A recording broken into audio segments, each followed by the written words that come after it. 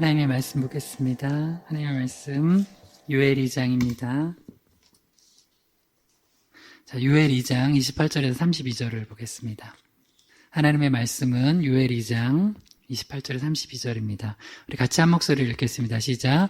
그 후에 내가 내 영을 만민에게 부어주리니 너희 자녀들이 장래일을 말할 것이며 너희 늙은이는 꿈을 꾸며 너희 젊은이는 이상을 볼 것이며 그때 내가 또 내 영을 남종과 여종에게 부어줄 것이며 내가 이적을 하늘과 땅에 베풀리니 곧 피와 불과 연기 기둥이라.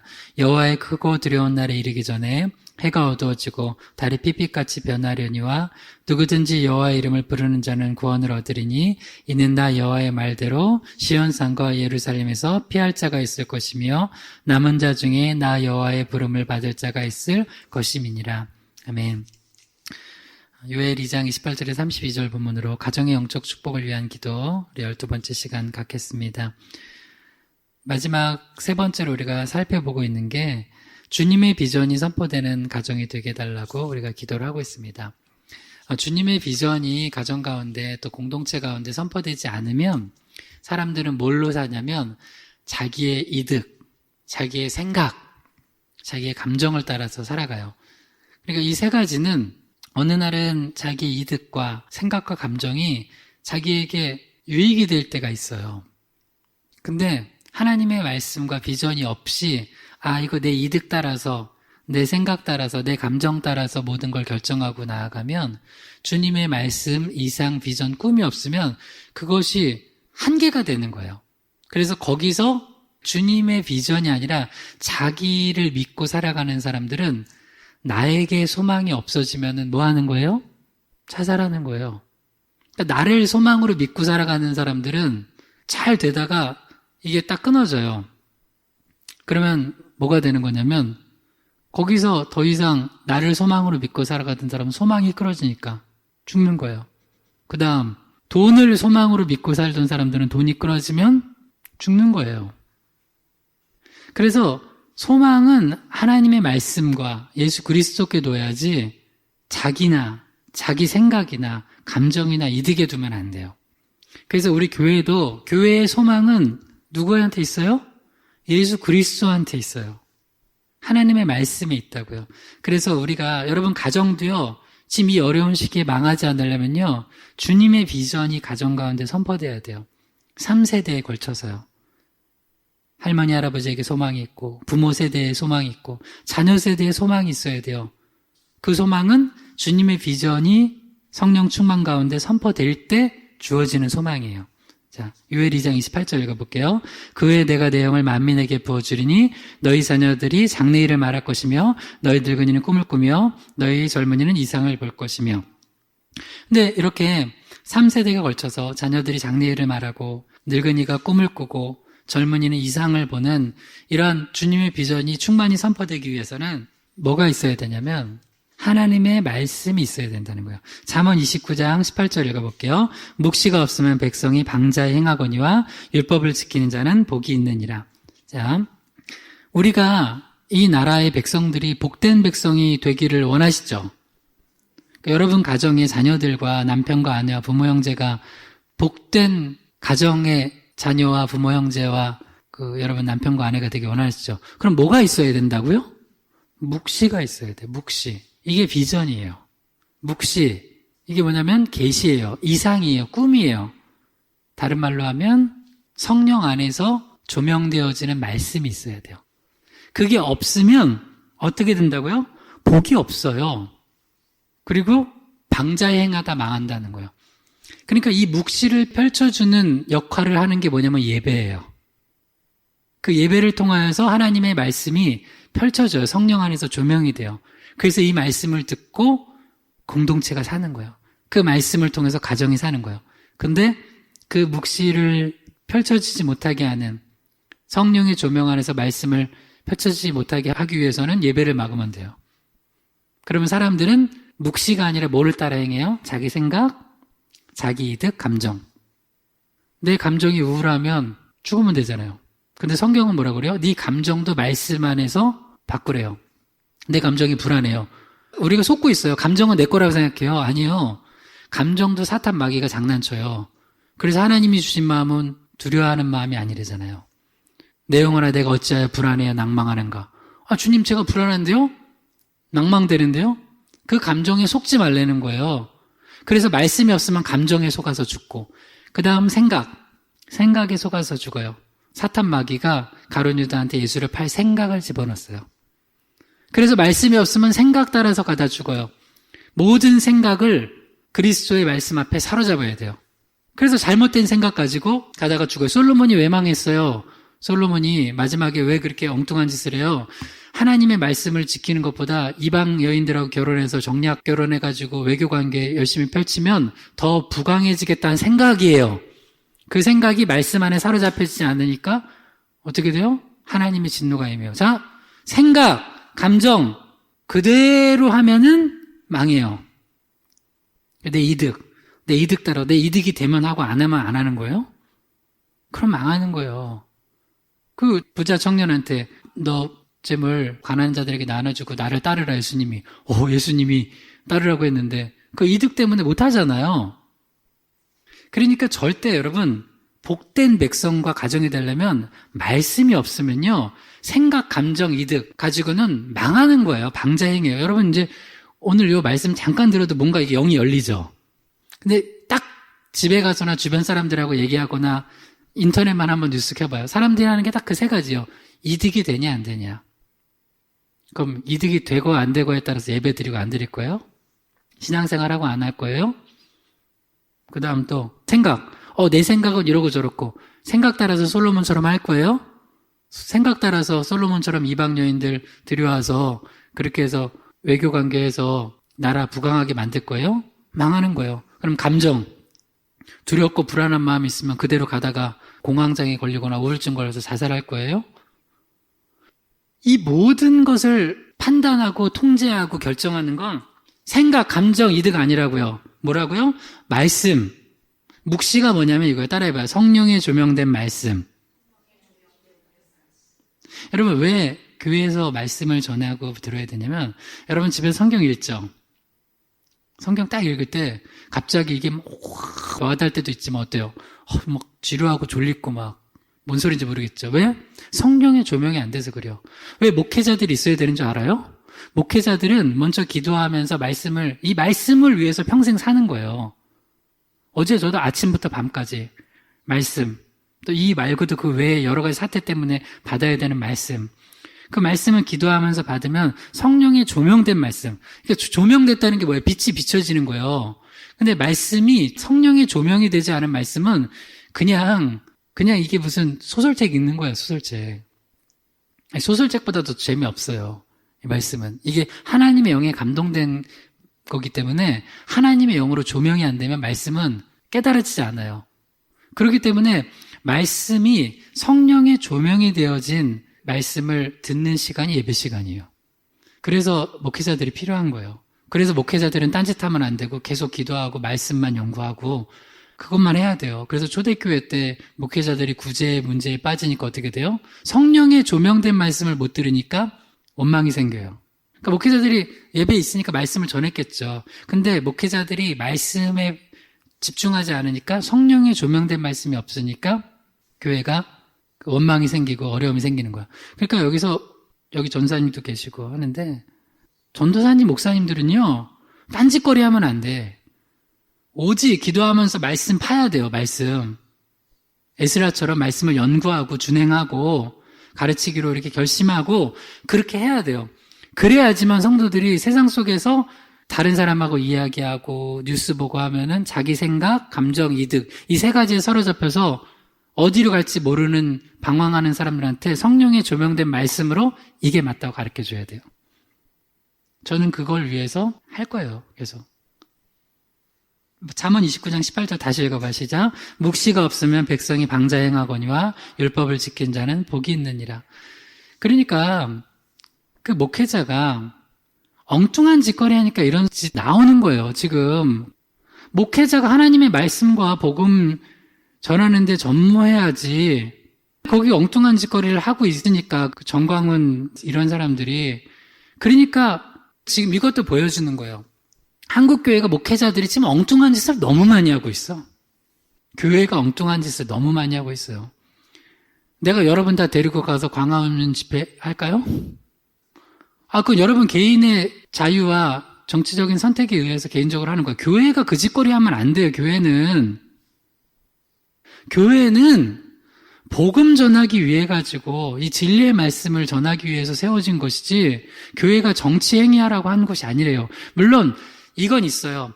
말씀에 의해서 어떤 것은 잘못되고 잘했다. 말씀에 의해서 가르쳐 주긴 해야 돼요.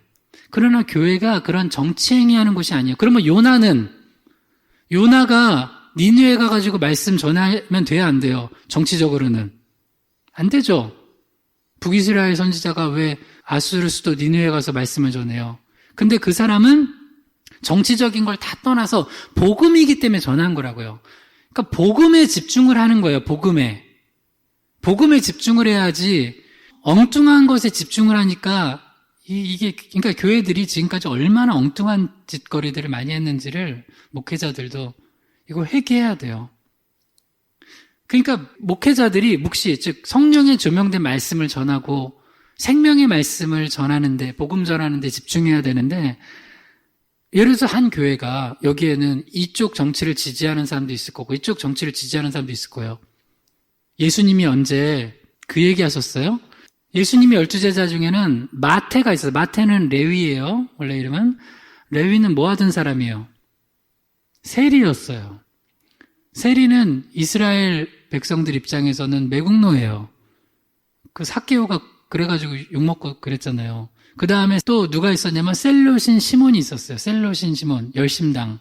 이 사람들은 로마 쪽에 칼차고선 저항하는 세력이었어요.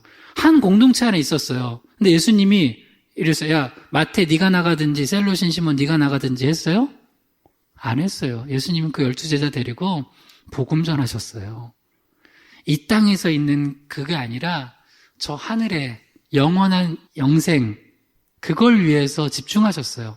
그러니까 복음 안에서는 다 협력할 수 있게 해놔야 되는데 이 헛짓거리하는 목사들이 그러면은 만약에 예수님이 셀로신 시몬만 맞다 하면은 마태는 나가야 돼. 마태 네가 맞다 하면은 셀로신 시몬은 나가야 돼. 교회가 그런 집단이 돼버리면 돼요, 안 돼요? 안 돼요. 그러니까 말씀이 없으니까 방자행하는 거예요, 교회들도. 아니, 이런 말씀만 조금 알아도 교회들이 그런 짓거리를 교회 이름으로 예수의 이름으로 한다는 것 자체가 복음에 얼마나 방해되는지를 알잖아요. 그죠? 정말 너무 안타까워요. 그건 또 그거고. 그렇다고 해서 교회들이 또 교회가 또 예배 드리지 말래도 오늘 또 그럼 다 예배 드리지 말아야 돼? 아니, 너무 안타까운 경우가 많아요. 물론 이 모든 걸 잘 두 가지가 다 있어요. 이렇게 된 거는 다 교회들이 교만해서 그래요. 목회자 성도들이 죄악 때문에 하나님께서 이렇게 우리 회개하게 하시려고 하는 거예요. 제발 좀 회개하라고. 교회들 엉뚱한 짓거리 하지 말고 복음에 집중하라고.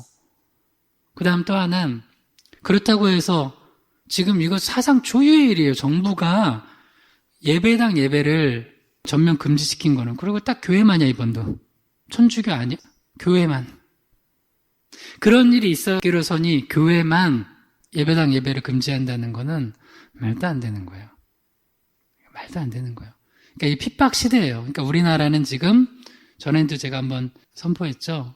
지난번은 이번보다 좀 덜한 상황인데 한국교회는 이제 선교지라고 생각하고 여러분 신앙생활 하셔야 돼요. 저도 선교사라 생각하고 목회할 거예요. 그러니까 예전처럼 편안한 상황에서 여러분 목회하지 못하고 신앙생활 못할 거예요, 앞으로도. 그러니까 이 묵시가 없으니까 목회자들도 교회도 방자에 행하고 그리고 묵시가 없는 세상은 더 방자에 행하고 근데 이 성령의 조명된 말씀이 있어야지 가정도 살고 나라도 살고 복된 거예요. 근데 우리가 자꾸 예배를 못하게 막고 그러면서 똑같이 무슨 행사도 모든 거 다 금지돼 했대요. 이거는 우리가 너무 통탄할 일이고 회개할 일이고 그리고 결국에 이제는 개개인의 믿음의 선택의 시기가 온 거예요, 여러분. 정말 목회자들 정신 차려야 돼요. 목회자들이 헛짓거리하면 안 되고 묵시를 전해야 돼요. 백성들이 방자행하지 못하게, 성도들이 방자행하지 못하게. 이걸 위해서도 기도해 주셔야 돼요. 그러나 목회자들이 너무 두려워 떨게 되면 안 돼요. 목회자들이 두려워 떨잖아요? 그러면은 예배 못 하는 거예요. 전도 못 하는 거예요. 우리가 코로나 전파하자고 하는 거 아니잖아요. 코로나 막자고 얼마나 우리가 노력하고 있어요. 지난 토요일이었어요. 내가 깜짝 놀랐어요. 토요일에 아침부터 저녁까지 설교 준비를 하다가 이제 저녁 7시쯤 되니까 너무 답답하더라고요. 나도 이제 한 번도 밖을 못 나갔으니까. 그래서 혼자서 마스크 쓰고선 혼자 산책을 나갔어요. 거리에 나가니까 옆에 이제 상점들이 있을 거 아니에요. 상점들이 있는데 진짜 놀라운 풍경들을 봤어요. 우리 예배당보다 작은 한 예배당 3분의 1만한 술집이야, 술집. 꼬치 같은 거 팔고 하는데 거기에 한 3, 40명이 바글바글 모여가지고 마스크 다 벗고 술 마시고 안주 먹고 하면서 떠들고 있어. 내 말 심정이 어땠는 줄 알아요? 사진으로 찍어서 올리고 싶더라고. 근데 그러면 안 되잖아요. 영업 방해하는 거니까. 그들도 먹고 살라고 그런 건데. 그 정도면 거기는 코로나 온상이 될 가능성이 90%는 있지 않아요? 그리고 잘 아세요? 지금 나머지 위험 무슨 군이라고 해서 몇 개 맞긴 했지만 실제로는 대기업에서 하는 건 하나도 안 막아요.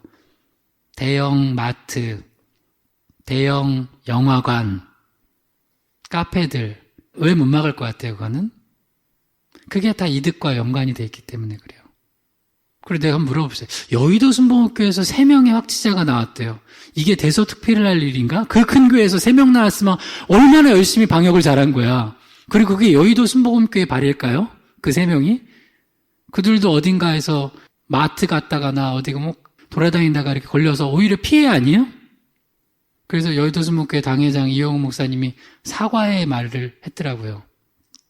그걸 잘했냐 못했냐를 떠나서 일단 정광훈 목사 그 사태, 목사라고 부르고 싶지도 않지만 그쪽 그 사태 때문에 기독교교회 전체적으로 나쁜 이미지가 될까봐 사죄도 하고 우리 사실 기독교가 얼마나 잘 지키고 있어요. 그죠?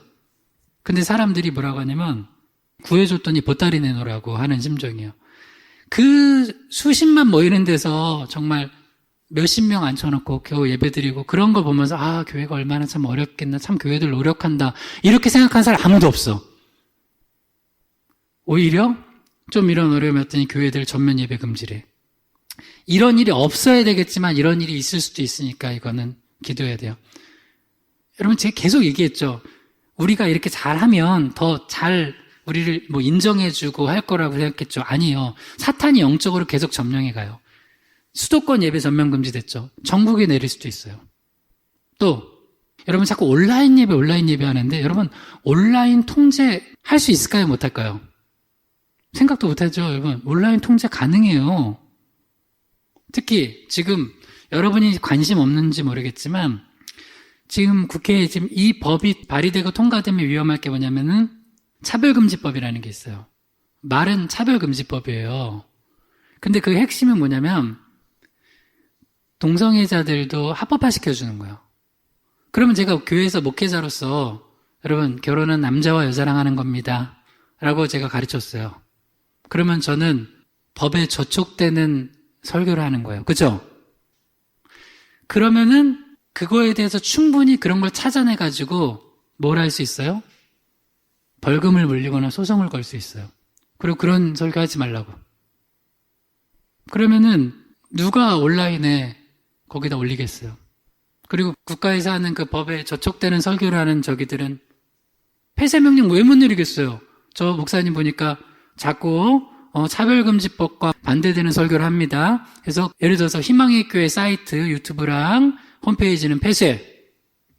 못할 것 같아요? 아니 못할 것 같아요. 여러분 한번 생각해봐요. 충분히 가능해요. 그러면 우리 신앙은 뭐가 돼요? 어떻게 될 것 같아요? 우리가 너무 온라인 믿지 말라고요. 그래서 마지막 보루는 하나예요. 여러분들이 깨어서 정신 차리고 믿음 안에 있어서 여러분 가정을 지키는 거예요. 만약에 교회 문 닫아지고 온라인 폐쇄되면 여러분이 가정에서 가정 예배 누군가는 한 명은 말씀 전하고 찬양하고 기도하고 영적으로 바로 세워줄 수 있는 한 명이 있어야 돼요. 그 한 명이 여러분 돼야 됩니다. 할렐루야. 여러분 제가 그 초기에 3월달 설교부터 한번 많이 들어볼 수 있으면 들어보세요. 그때부터 이건 예언도 아니야. 그냥 말씀 안에서 보니까 그냥 충분히 예상됐던 것들이 다 됐잖아요.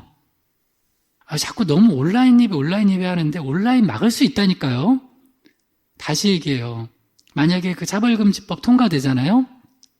저 설교 성경대로 하잖아요. 나는 그러면 법에 의해서 해야 돼요? 성경대로 해야 되나? 목사가. 네, 여러분 물어봅시다. 성경대로 하는 게 목사죠. 근데 그걸 성경대로 하면 그때부터는 뭐가 되는 거냐면 나는 우리나라 법에 통과가 된 것을 거스르는 설교를 하게 되는 거예요. 그러면 여러분은 그걸 듣고 있는 성도들이 되는 거예요. 우리의 사이트의 설교는 그러므로 뭐가 되는 거냐면 폐쇄되는 타겟이 되는 거예요. 한번 예상해봐요. 대한민국 교회 목회자들은 그래도 아직까지 나는 정말 이상한 목회자들 아니면 아직까지는 동성애 결혼이 성경적으로 이건 맞다. 하나님이 축복해 준다라고 설교하는 미친 목사들은 별로 없을 거예요. 내가 이렇게까지 얘기를 해요. 근데 법이 통과된 뒤에는 그렇게 생각은 안 할지라도 그렇게 설교를 하는 게 쉬울까요? 어려울까요? 오늘 봐요. 오늘 당장 예배당 나오는 게 쉬워요? 어려워요? 그런 상황에서 만약에 정부 쪽에서 나는 그래서 이렇게 여러분 기도해도 만약에 그거 통과되면 심각한 거예요. 그거 별거 아니라고 생각하는 사람도 있을지 모르는데 그거를 차별 금지하는 거라만 생각하지 마세요.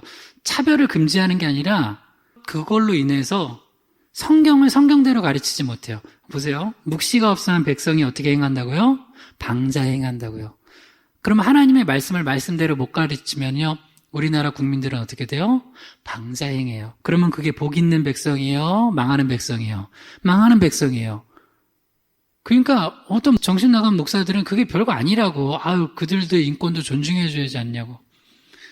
나중엔 반려견이라며요. 반려자는 결혼하는 사이 아니에요? 개랑 결혼시켜달라고 할 수도 있겠다. 목사가 너무 경악할 소리를 하나?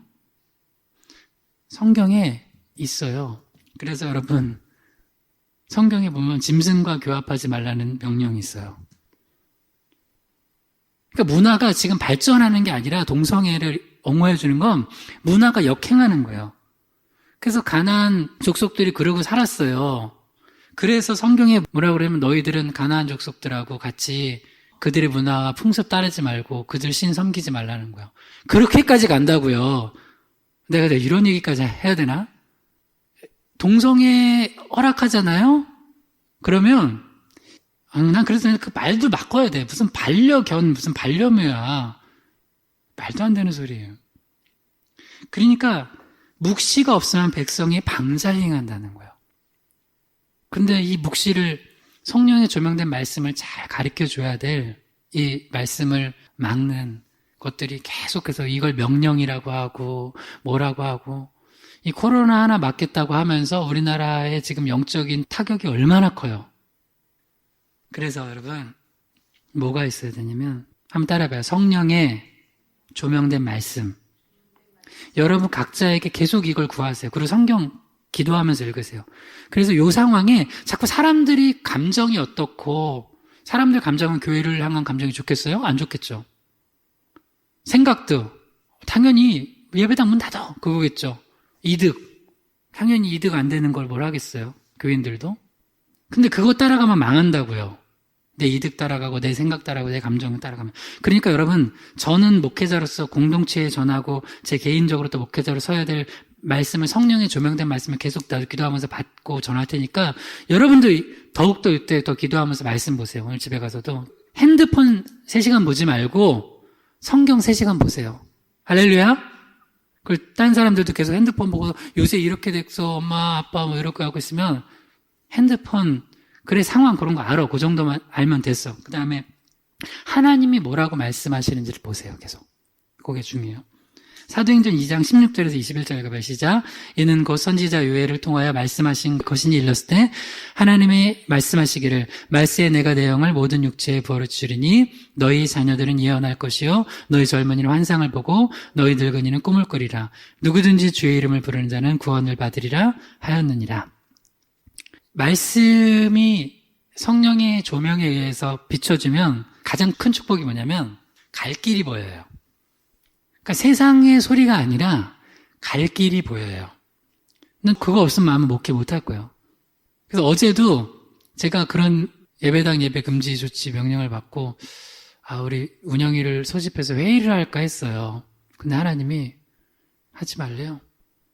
어차피 그러면은 인간의 소리일 거 아니냐. 너 기도하라는 거야. 그래서 기도하는데 하나님 말씀을 주셨어요. 뭐냐. 예수님이 한 맹인을 만났을 때 그 맹인이 예수님 도와달라고 하니까 예수님이 딱 물어봐요.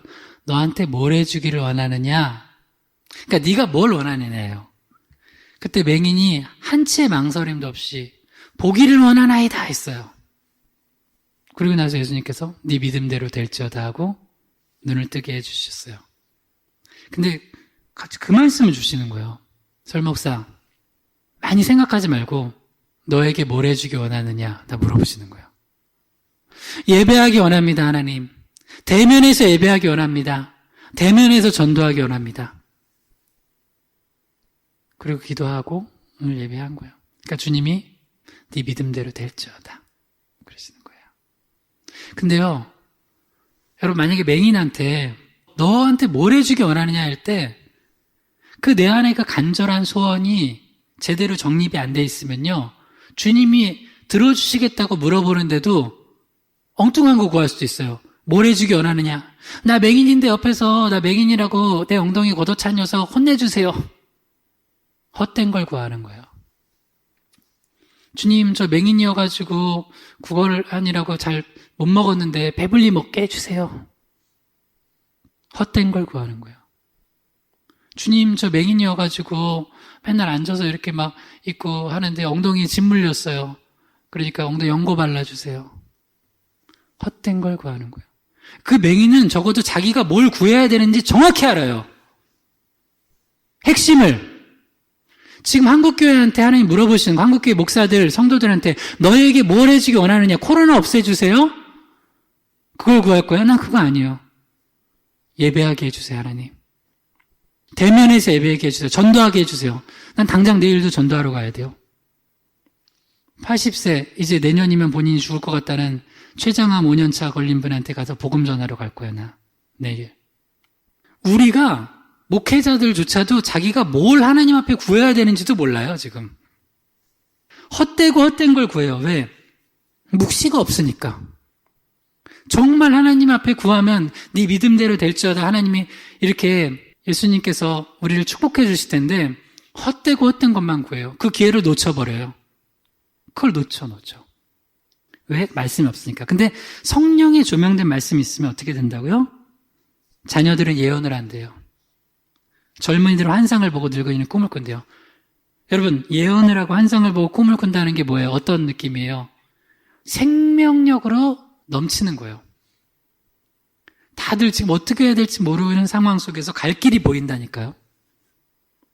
오늘도 이렇게 예배를 오늘 들으러 온 분들은 적어도 어렵지만 뭘 어떻게 해야 될지 희미하게라도 받을 거예요. 그렇지 않은 사람들은 계속 불안할 거예요. 불안하고. 근데 특별히 누굴 위해서 기도해 줘야 되냐면 한국교회 원로 지도자들을 놓고 좀 기도해 주세요. 시간이 없기 때문에 다음 주까지 봐야 될 텐데 이 자녀들, 그 다음에 젊은 세대, 노인, 이 세 세대가 성경에서 실제로 이렇게 성령에 조명된 말씀이 있을 때 어떤 은혜의 역사들이 있는지를 한번 볼게요. 먼저 자녀들은 예언할 거라고 그래요. 자녀들은 장래일을 말할 거라고 그래요. 사무엘의 예를 들어볼게요. 자, 사무엘상 3장 1절에 3절까지요. 시작. 아이 사무엘이 엘리 앞에서 여호와를 섬길 때에는 여호와의 말씀이 희귀하여 이상이 흔히 보이지 않았더라. 엘리의 눈이 점점 어두워가서 잘 보지 못하는 그때에 그가 자기 처소에 누웠고 하나님의 등불은 아직 꺼지지 아니하였으며 사무엘은 하나님의 궤에 있는 여호와의 전 안에 누웠더니 아이 사무엘, 그 다음에 늙은 나이 든 엘리, 둘 다 영적인 사람들이에요. 영적 지도자예요. 물론 이제 사무엘은 영적 지도자를 훈련받고 있고 엘리는 당시 이스라엘의 공식적인 영적 지도자예요. 최고 영적 지도자예요.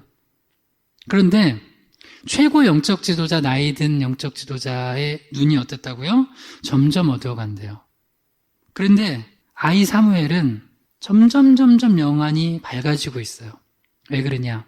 아까처럼 성령에 조명된 말씀을 듣느냐 안 듣느냐예요. 엘리는 안 들었어요. 그러니까 점점 어두워가요.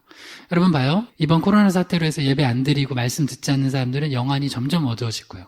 그리고 제가 이걸 봐요. 가끔 목회자인데 목회를 안 하거나 뭐 누구는 뭐 훈련만 받는다고 훈련 받거나 뭐 이러면서 있으면 영안이 어두워지는 사람들을 내가 좀 봐요. 내가 다른 사람들을 영적으로 먹일 때 내가 더 강해져요. 그래서 여러분들 말씀만 먹지 말고 다른 사람한테 말씀 전하고 전도해봐요. 그럼 내가 영적으로 튼튼해져요. 근데 오직 나 혼자만 하고 나만 바라보면요, 영적으로 어두워져요. 엘리는 지금 그런 상황이에요. 근데 자녀들이 어떻게 된다고요? 예언할 거라고 그랬죠. 이 사무엘이 그런 존재가 되어가고 있어요.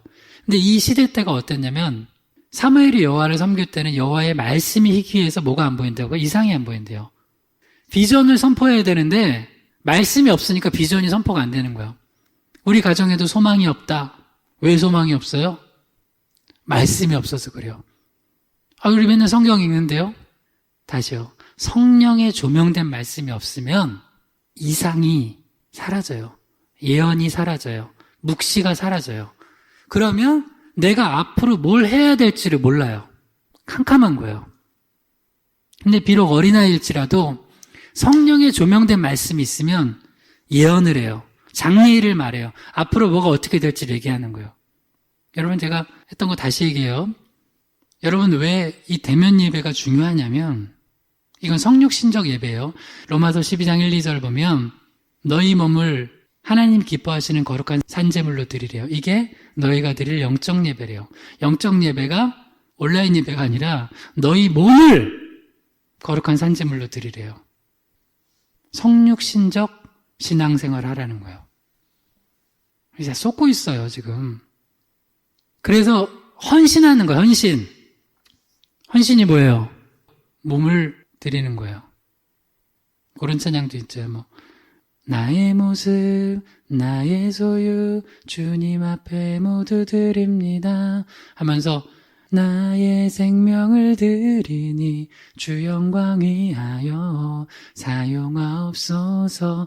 내가 사는 날 동안에 주를 찬양하며 기쁨의 제물 되리. 브릿지가 몸밖에 드릴 것이 없으니 내 삶을 받아주소서. 이런 찬양이에요. 하여튼 상황이 좋을 때는 뭔 찬양을 못하겠어요. 상황이 나쁠 때는 주님 제 몸은 못 드려요. 제 영만 드릴게요. 영만. 이상한 신앙이에요. 우리는 몸과 영이 지금 합쳐져 있어요. 그게 우리예요. 우리가 죽으면 우리 몸은 죽지만 영은 낙원으로 가요. 그러나 진짜 우리가 사도신경에서 고백하는 핵심 신앙은 뭐냐면 몸의 부활이잖아요. 결국에는 이 몸도 부활해서 거룩한 부활체가 돼가지고 주와 함께 영원히 천국에 사는 거예요. 그러니까 이 몸이 떠난 신앙은 가짜라고 보면 돼요. 몸이 떠난 헌신은 헌신도 아니죠. 그런데 이 묵시된 성령의 조명된 말씀이 없으니까 점점 어두워지는 거예요. 그러나 희망이 있어요. 뭐래요? 사무엘상 3절 읽어봐. 시작. 하나님의 등불은 아직 꺼지지 아니하였으며 사무엘은 하나님의 궤에 있는 여호와의 전 안에 누웠더니. 하나님의 등불이 아직 안 꺼졌대요. 그리고 사무엘은 하나님의 궤, 좀 말씀을 상징하죠. 궤에 있는 여호와의 전 안에 누웠대요. 그러니까 말씀을 가까이 하고 있는 어린아이 하나가 다른 사람들은 어두워서 못 보는 그 영적인 상황을 보고 이 나라를 다시 부흥을 일으켜요. 여러분 자녀가 그렇게 되길 주님을 축원합니다. 그 다음 사무엘상 3장 10절에서 12절에 시작.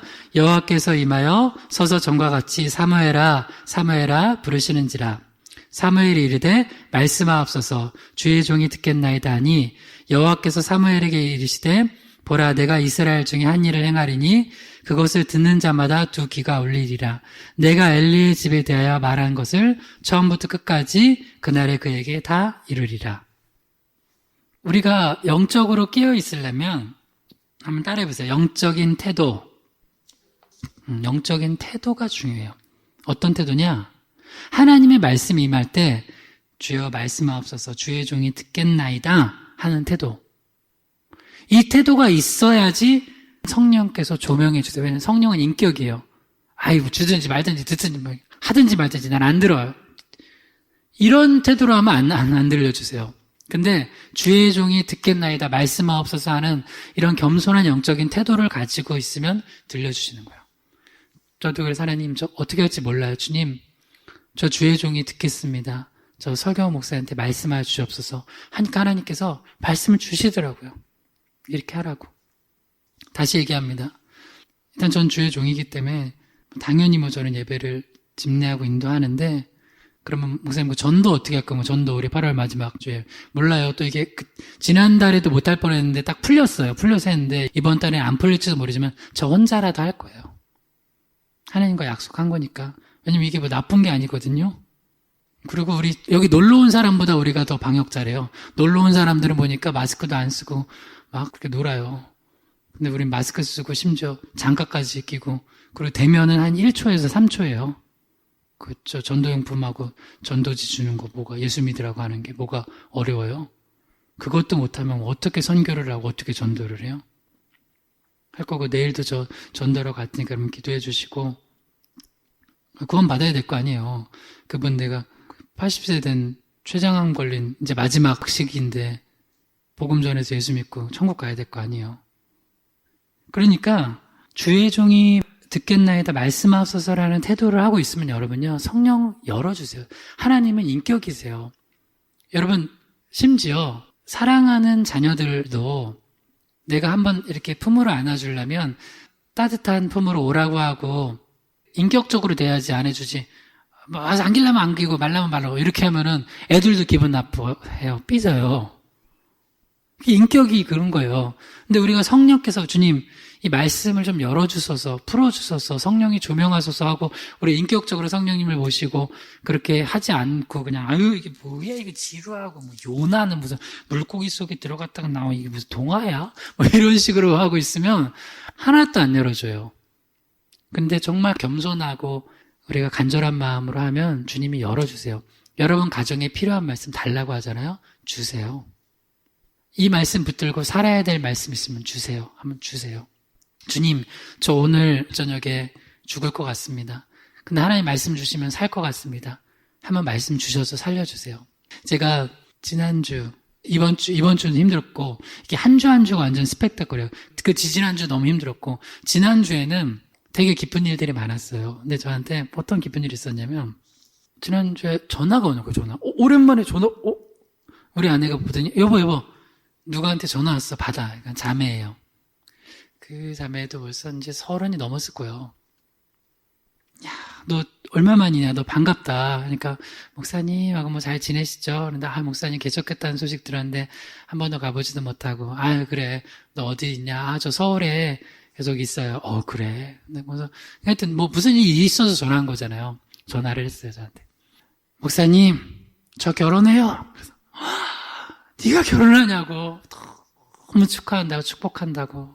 너무 내가 누가 결혼한다고 할 때 그렇게 기쁨이 넘쳤던 적이 딱 2번인데 두 번째인데 물론 그전에도 다 기뻤는데 여기 너무 기쁜 거예요. 왜냐면 그 자매 언니가 결혼한다고 했을 때 너무 기뻤고 또 이 자매가 결혼한다 너무 기쁜 거예요.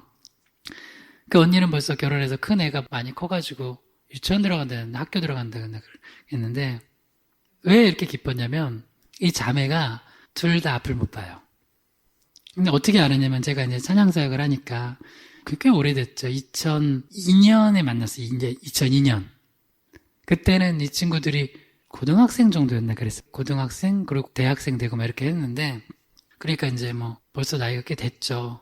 그때 제가 전도사였어요. 전도사님하고 이제 제가 이제 곡 주고 했어요. 좋은 이유 시각장애인 찬양팀이라고 이제 치면 나와요. 거기 한 5집까지 냈을 거예요. 좋은 이유 시각장애인 찬양팀.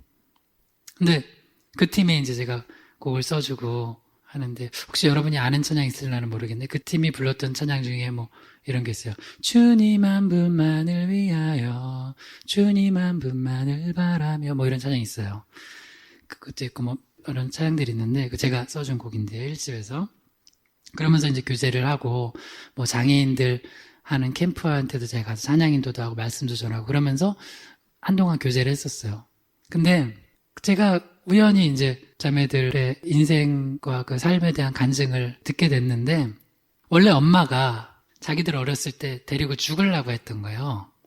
왜냐면 여러분 생각해보면 딸이 둘이 있는데 앞을 못 봐. 엄마는 보세요. 근데 남편은 또 떠났어. 살 소망이 있어요, 없어요? 없죠. 어린애, 큰애가 앞을 못 보는데 작은 애들 말을 못 봐. 이건 뭐 살아갈 소망이 아무것도 없는 거예요. 그리고 남편도 떠나고. 막막하니까 이제 죽어야 되겠다. 애들 데리고 이제 그게 이제 그 무서운 가족 동반자들 그런 건데 절대 하면 안 돼요. 본인이 죽더라도 본인도 죽으면 안 되고 죽더라도 애들은 살려야지. 그렇게 그런 짓 하면 안 돼요. 그건 살인이야, 살인. 동반 자살도 아니야. 주변에 혹시 자살하고 싶은 사람 있으면 이 얘기 들려주세요. 그래서 엄마가 죽어야 되겠다고 하는데 신앙이 조금 있었어요.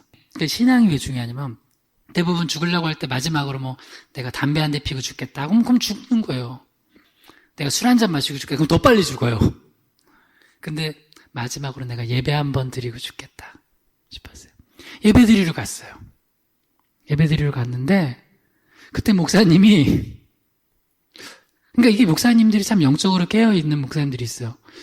그 큰 교회예요. 그러니까 사람들이 되게 많아요. 그러니까 누군지 몰라요. 예를 들어 이렇게 듬성듬성 앉았으면 알겠죠. 진짜 큰 교회예요. 우리나라에서 제일 큰 교회 예배 드리고. 그러니까 보통 그러면 목사님 누가 왔다 가는지도 모르잖아요. 그리고 우리 교인도 아니잖아요. 근데 목사님이 그러더래요. 이렇게 설교하고 있다가 이제 갑자기 그런 얘기를 하셨어요. 여기 중에 엄마 중에 아이들 데리고 죽으려고 하는 엄마가 있다고. 살라고. 하나님이 함께 하시고 축복하실 거라고. 그 이야기를 듣고 사신 거예요. 그리고 나서 정말 이 아이들을 하나님께서 축복해 주셔서 물론 어렵죠. 살아가는데 앞을 못 보고 살아가는데 아휴 얘네들이 앞으로 어떻게 살아가겠나 하는데 장애를 둔 엄마들은 늘 생각해요. 내가 얘네들 두고 죽으면 안 되니까 내가 조금이라도 더 오래 살아야 돼. 그 엄마가 그런 마음을 가지고 살았는데 얘네들이 이제 장애인 선교하는 좋은 전도사님 만나서 복음 안에서 있고 또 이렇게 찬양하는 은사가 있어서 찬양하면서 많이 복음도 전하러 다니고 그렇게 했어요. 그리고 나서 큰딸이 결혼을 하는 거예요. 그때 어머니 그때 결혼식은 갔었어요. 그때 기억에 목사님 내가 이제 죽어도 여한이 없다고. 무슨 소리냐고. 둘째 딸이 있는데 그러니까 너무 기뻐서 한 소리죠. 그리고 놀라운 건 그 첫째 딸의 남편은 앞에 봐요. 그리고 이제 지난주에 전화 왔던 그 둘째 딸, 그 자매가 이번에 또 결혼한다는 거예요. 그때 죽었으면 됐어요, 안 됐어요? 안 됐죠? 너무 행복하게 잘 살아요. 그리고 심지어 저랑 문자를 해요. 문자. 뭐 그런 거 시각적인 문자를 뭐 읽어주고 있는 거 있고. 그래서 우리가 친하면은 보통 이게 멀리 있으면 할지 못할 소리인데 지난번 한번 한 2년 전인가 3년 전에 제가 말씀 전하고 그 팀이 제가 만든 찬양을 부르면서 어느 그 일산에 있는 교회에 크리스마스 때 초청받아가지고 찬양 집회를 한 적이 있었어요. 그러니까 이제 막 이렇게 서로 막 얘기를 하다가 그러는 거예요. 옆에 이제 있으면 여기 그 오렌지 주스야 마셔하고 이렇게 가르쳐주면 마시고 하는데 서로 너무 막 잘하니까 야, 너 솔직히 말해. 너 보이지? 너 보이는데 안 보이는 척 하는 거잖아. 하면서 우스갯소리로 농담할 정도로 잘 생활해요. 물론 너무 불편하고 힘들 거예요. 근데 우리는 별것도 아닌 거 가지고 절망하고 죽어요. 근데 살아요. 왜 살아요? 뭐가 있으니까? 성령에 조명된 말씀이 있으니까 살아요. 제발 좀 사세요. 할렐루야. 별것도 아닌 것 같고 죽겠다는 소리도 하지 말고. 그리고 그 어머니도 잘 사세요. 뭐 또 구체적인 얘기는 안 해서 프라이버시대. 잘 사세요. 그래가지고 하여튼 내가 너무 기뻤어요. 야, 네가 결혼을 하는구나. 너무너무 기뻐가지고 축복한다고. 근데 우리는 그거에 100분의 1도 안 되는 어려움 하나 가지고도 맨날 죽겠대요. 왜 그러냐? 열려진 게 없으면 죽어요. 내가 갈 길을 모르면 죽는 거예요. 그 다음에 앞이 안 보이니까 죽는 거잖아요. 근데 그 목사님이 여기 애들이랑 같이 죽으려고 했는 엄마 있다고 살라고. 그 묵시된 말씀, 성령에 조명된 말씀이 있으니까 그냥 그거 하나 부여잡고 사는 거예요. 그러니까 두 딸들을 다 이제 결혼시키고 그렇게 되는 거잖아요. 그러니까 여러분 중요한 게 뭐냐면 이 상황에서 중요한 건 사람들 소리 너무 듣지 마세요. 너무 내 생각과 감정에 사로잡히지 마세요. 내 이득 뭐 너무 따지지 마세요.